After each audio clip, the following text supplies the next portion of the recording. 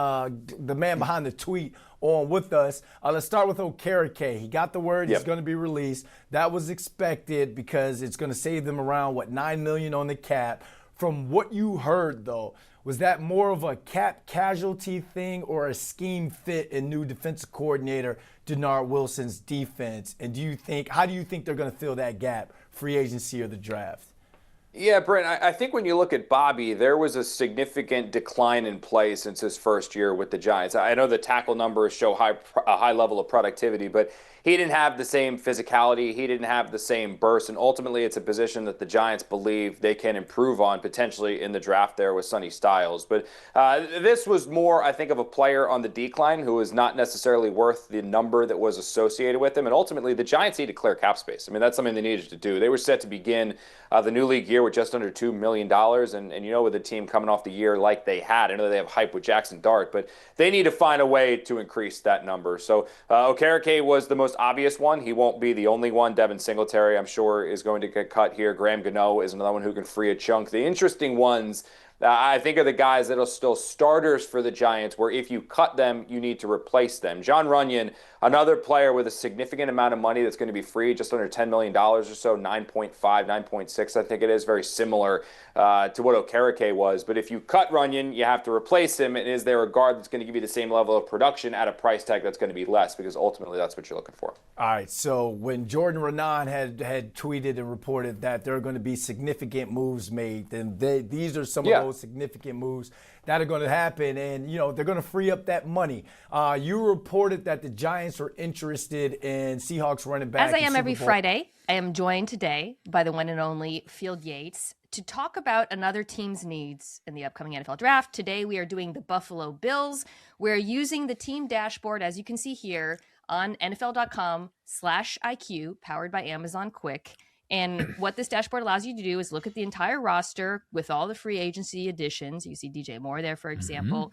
It shows you the team needs. If you scroll down, they've got wide receiver, edge, corner, interior offensive line, linebacker, as well as the draft picks, and some of the likely picks based on mock drafts around the internet. So, Field, why don't you go first? The Bills are picking at 26. Is there a name you'd like based on these needs? Yeah, Mina, I'm going to lean into one of the names that you see there as the most popular targets in mock draft. It's Cassius Howe, the pass rusher from Texas A&M, who was the SEC Defensive Player of the Year this past season with 11.5 sacks. And one of the reasons why we're talking about him more towards the end of the first round, Mina, than the first 15 or so picks, is he had sub 31-inch arms at the combine.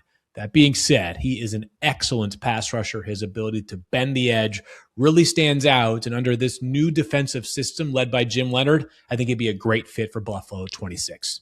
Yeah, if you go over and look at the roster, you can see Bradley Chubb was their big signing on that side of the ball, but I do not think that prohibits them from taking an edge. I'm going to go in a slightly different direction. You mentioned the new defensive coordinator, Jim Leonhard, so we'll be switching to a 3-4. I think the Buffalo Bills really need a run-stuffing defensive tackle to plug in the middle of that defensive line. It's not listed as a need, but when I think about the scheme change, it makes sense to me. Player I really love, Ohio State's Caden McDonald. He is stout against the run, and that's something the Bills really struggled with last season, 31st in run defense DVOA. I do think he has some pass rush upside, but the lack of proven production is why I do believe he will be there for the Bills, possibly at pick 26. All right, so Nick, we talk about the effectiveness of Josh Allen and what makes him great. Can he still be that guy with less runs? Yeah, I mean, he won't be the same guy. Like, that's such a huge part of his game. But, I mean, obviously he's shown that he can evolve and be a more effective quarterback from the pocket than he was when he first started. So, yeah, he can be good. But I think the most important thing they can do is to try to play better defense so that he feels as though he doesn't have to make every single play. Because I'm not as concerned about him running with the ball as much as I'm concerned about him buying time and taking extra hits. Yeah, because you've got to protect your franchise quarterback, and Joe Brady knows that better than anyone. But to Nick's point, this is why this guy's a perennial MVP candidate, because he can do it with his legs. Right. He had 112 rushing attempts last year, most of among quarterbacks. I think there's a sort of a how and when aspect to this.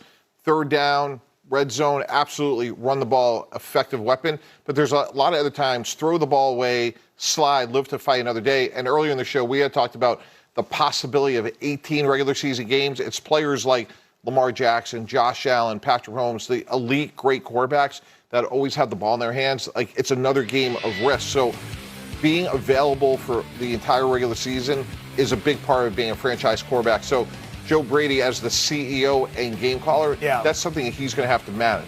It's so interesting when you talk about Josh Allen because what makes him so special is that his arm is otherworldly, right? But he attacks defenses like he's a linebacker. He attacks defenses like he's a running back. He literally will try to bowl you over. And when you think about having to kind of coach that out of him to protect him, it really is part of his superpower. But I think when you look at this Bills offense, Josh Allen always feels like he has to do everything. And I think that's part of bringing in DJ Moore. He needed a true number one. Mm-hmm. And the key there is the chemistry. Josh has to feel like I can trust you, I can rely on you, and you'll be there when I need you. So I'm not the person who's like, I got to run it 40 yards for a touchdown because there's nowhere else I can go right now outside of James Cook. I'd say this. I'm intrigued to see how now that he has an offensive-minded head coach, how that relationship kind of manifests itself, knowing that now he's got a guy that's used to calling his ball plays Neek, and now he's out there, he's the head coach of the team, bringing in a DJ Moore. Maybe there is an inherent trust factor now that he'll have with his offensive weapons and now his head coach. Yeah, I mean, to Joe Brady's credit, though, like they did solidify the offensive line and put together a really good rushing attack, which I think is the best thing you can do. Let's get the best friend of the quarterback to make his life easier and take a little pressure off him. I think, to Kimberly's point, adding DJ Moore, he's a really great run after the catch receiver, so you can get rid of the ball quickly and somehow get explosive plays out of a short pass. But I still think the most important point, despite the fact that they have an offensive-minded head coach, is can you get a defense that can get a few stops and make it so you don't feel like you have to get an insurmountable lead or you're not trailing in the fourth quarter, and you can feel comfortable with punting the ball away because you know your defense is going to get it back to you. Yeah, no, that's exactly right. And by the way, the whole DJ Moore aspect. What if the Buffalo Bills already know exactly where the biggest hole in this defense is, and they are just waiting for the right moment to strike? Ha ha, Bills Mafia. That is the feeling I get from this whole linebacker situation, because when Leo Chenal went to Washington, it was not just another free agent miss. No, sir, that one mattered. Chenal made football sense for Buffalo. He knew Jim Leonhard's world, he fit the physical vibe of this new defensive era, and he looked like one of the cleanest answers to a position that still feels way too thin for a team trying to chase a Super Bowl. But then boom, he signs with the Commanders, and now the question gets louder. What is Buffalo's backup plan?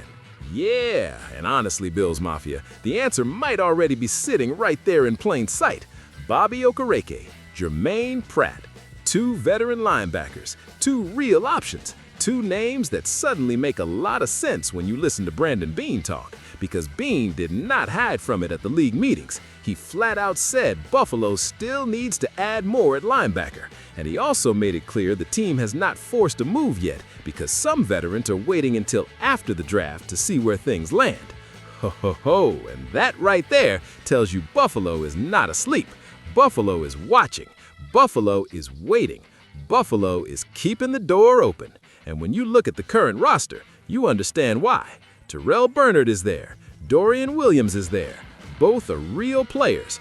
Both are useful pieces. But going into a 2026 season with those two as your main inside linebacker answers, oh man, that feels way too risky for a team with championship ambitions. That is where Okereke gets really interesting.